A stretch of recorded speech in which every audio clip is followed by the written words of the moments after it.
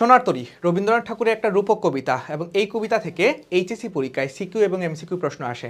আজকে আমরা এমসিকিউ প্রশ্ন আলোচনা করব এবং এইখান থেকে যে কোনো বোর্ডে তুমি একটা দুইটা এমসিকিউ কিন্তু কমন পেতে যাচ্ছ। সো এই যে সোনার তরী কবিতাটা, এটা পুরোটা আমরা ইউটিউবে আমরা আলোচনা করেছি। এই পিডিএফটা যাদের লাগবে তারা অবশ্যই ক্লাসটা শেয়ার করে আমাকে জানালে আমি তোমাদেরকে পিডিএফটা দেওয়ার চেষ্টা করব। আজকে আমরা ওয়ান শট কিছু এমসিকিউ সলভ করবো যেগুলো থেকে পরীক্ষাতে আসবেই।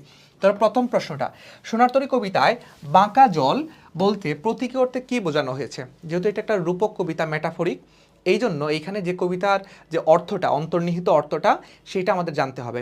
বাঁকা জল মানে কাল স্রোতকে বোঝানো হয়েছে।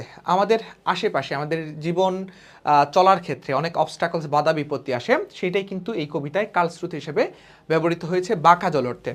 দেখো, অন্তর্নিহিত অর্থটা আমাদের জানতে হবে, এই জন্য এই কবিতাটা স্টুডেন্টদের কাছে একটা ভীতির নাম। খরপর্ষা শব্দের আবিধানিক অর্থ কি? খরপর্ষা মানে হচ্ছে যে ধারালো বর্ষা, অর্থাৎ বলেছে কাটিতে কাটিতে ধান এলো বর্ষা। এবং এই খরপর্ষা মানে হচ্ছে যে বর্ষার মতো যেটা মানে দ্রুত গতিতে আসছে। যেমন আমাদের আশেপাশের যে সময়টা, আমাদের সময়টা, এই অন্তিম মুহূর্তটা খুব দ্রুত বয়ে চলতেছে এবং সময়ের এই বয়ে চলা বা বেয়ে চলাকে এত দ্রুত দেখে কবি কিন্তু অনেক বেশি উদ্বেগ হয়ে গিয়েছিলেন। বলেছিলেন যে এক কানে ছোট ক্ষেত আমি একেলা, চারিদিকে বাঁকা জল করিছে খেলা। সো এই খরপর্ষা মানে হচ্ছে যে দাঁড়ালো বর্ষা, যেটা খুব দ্রুত নিক্ষিপ্ত হয় বা বিক্ষিপ্ত হয়। কাটিতে কাটিতে দান এলো বর্ষা, এখানে কাটিতে কাটিতে কোন অর্থে ব্যবহৃত হয়েছে? কাটিতে কাটিতে একটা ধারাবাহিক কিংবা নিরন্তর অর্থে ব্যবহৃত হয়েছে, এখানে নিরন্তরতা প্রকাশ পেয়েছে। তারপর দেখো, সোনার তরী কবিতায় সোনার ধান এই কথাটি কি অর্থে ব্যবহৃত হয়েছে বা কয়বার ব্যবহৃত হয়েছে?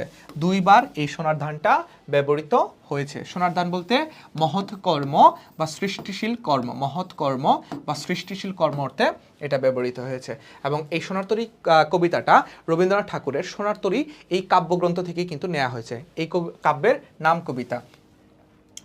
আচ্ছা, তারপর দেখো, যত চাও তত লো বাক্যটি কি জাতীয় বাক্যের উদাহরণ? এটা হচ্ছে যে একটা জটিল বাক্যের উদাহরণ। এবং এই যে যত তত, এগুলো হচ্ছে যে ডিপেন্ডেন্ট বা সাপেক্ষ সর্বনাম। ওয়ান শট এমসিকিউ দ্রুত একটু সলভ করতেছি আমরা, ব্যাখ্যা কিন্তু তোমাদেরকে দিয়ে দেওয়া হয়েছিল। শূন্য নদীর তীরে রহিনু পড়ি, কে পড়ে রয়েছে?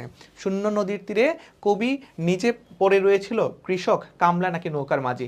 এখানে কৃষক কিন্তু পড়ে রয়েছিল, কারণ কৃষক তার সোনার ধান সেটা যখন মাঝিকে দিয়ে দেয় তখন মাঝি কিন্তু কেবল সোনার তরীতে এইটাই নিয়েছিল, ধানগুলো নিয়েছিল, আর কৃষক সে তার মতো পড়ে আছিল। এই জন্য বলছিল ঠাই নাই ঠাই নাই ছোট সে তরী আমারই সোনার দানে গিয়েছে বরি। দেখে যেন মনে হয় চিনি উহারে, পংক্তিটি কোন কবিতা? সোনার তরী কবিতা। মাথা ঠিকঠাক রেখে আমরা উত্তর দেব।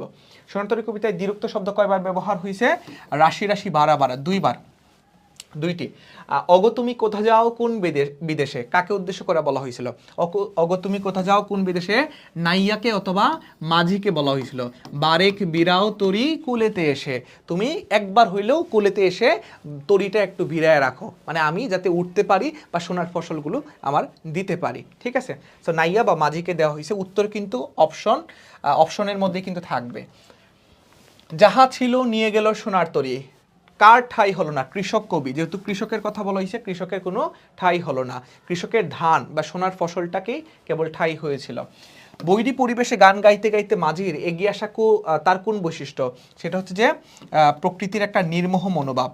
এই যে মাঝির এগিয়ে আসা, মাঝিটা কিন্তু অনন্ত মহাকালের একটা প্রতীক। মহাকাল যেরকম আমাদের দিকে দিয়ে আসতেছে এবং আমরা যেটাকে, এটা কোনো কারণে মৃত্যুটা যেভাবে অবধারিত, আমরা যেভাবে এটা স্কিপ করতে পারবো না, এই জন্য এটাকে বলা হয়েছে নির্মোহ একটা মনোভাবে সে এগিয়ে আসছে আমাদের দিকে। ঠাঁই শব্দের ব্যুৎপত্তিগত অর্থ হচ্ছে যে স্থান। সোনার তরী কবিতায় ফসলের জমির চারদিক বেষ্টিত জলরাশি কিসের প্রতীক? সেটা হচ্ছে যে কালস্রোতের প্রতীক, অবস্ট্রাকলস বা বাধা বিপত্তির প্রতীক। সোনার তরী কবিতায় আমি শব্দটি প্রতীকের অর্থ হচ্ছে যে কবি নিজে, হ্যাঁ, কবি নিজে বুঝিয়েছেন যে আমার জীবনের এতটা সময়, তিনি 15 বছর বয়সে বনফুল কাব্যর মাধ্যমে তার সাহিত্য অঙ্গনে তার পদচারণা শুরু হয়, মৃত্যুর আগ পর্যন্ত তিনি লিখে গেছেন। তার মানে তিনি প্রায় 65 বছর লিখে গেছেন। এই 65 বছরের জীবনে মৃত্যুর আগেও তিনি কিন্তু কথা বলতে পারতেন না। তাকে যখন অপারেশন থিয়েটারে মানে নিয়ে অপারেশনে যখন নিয়ে যাওয়া হয়, অপারেশন করার আগে, তখনই কিন্তু তিনি কবিতা লিখে গেছেন, মানে লিখতে পারেন নাই, বলে গেছেন, সেটা শেষ লেখায় কিন্তু আমরা দেখতে পাই। সো এখানে সোনার তরী কবিতায় আমি শব্দটির প্রতীক কবি নিজে। সোনার তরী কবিতায় কবির সৃষ্টিকর্মকে কি হিসেবে কল্পনা করা হয়েছে? সৃষ্টিকর্ম মানে হচ্ছে ফসল। কখন বর্ষা শুরু হয়েছে? কাটিতে কাটিতে ধান এলো বর্ষা, ধান কাটতে কাটতে বর্ষা চলে আসছে। জলকে বাঁকা বলে অভিহিত করার কারণ হচ্ছে যে এখা প্রতিকূল পরিস্থিতি, আমাদের আশেপাশের প্রতিকূল পরিস্থিতিকে বোঝানো হয়েছে।